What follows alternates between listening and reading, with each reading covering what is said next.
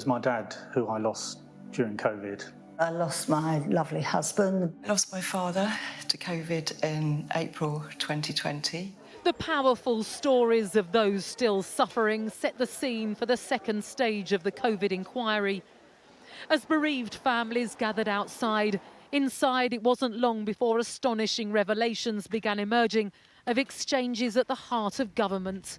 On Friday the 13th of March, a senior cabinet official comes through to number 10 from the cabinet office to tell officials, I think this country's headed for disaster. I think we're going to kill thousands of people. This too from the government's chief scientific advisor. Sir Patrick Vallance notes in his evening notes, number 10, chaos as usual.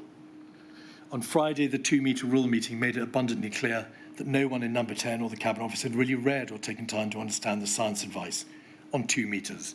Quite extraordinary. And there was more. On the 12th of March, a text from Mr. Cummings read, we've got big problems coming. The cabinet office is terrifyingly no plans, totally behind the pace. We must announce today, not next week. If you feel ill with cold or flu, stay home. The first evidence was heard back in June of last year. That stage focused on how prepared the UK was for the pandemic. Now it's the decisions made by the government which are under scrutiny. With the speed at which ministers acted in the early months of 2020, described by the inquiry's lead lawyer as of central importance. And it's the evidence of former Prime Minister Boris Johnson that those protesting outside the inquiry are waiting to hear, as well as that from the likes of Matt Hancock, Rishi Sunak and Dominic Cummings.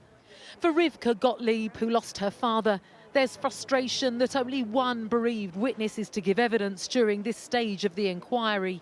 There is crucial detail that will be missed by not hearing from stories on the ground. And we're not talking about a massive number of witnesses. We're talking about a proportionate number, of a handful, if necessary, in every module. But the chair of the inquiry insisted those voices will be heard.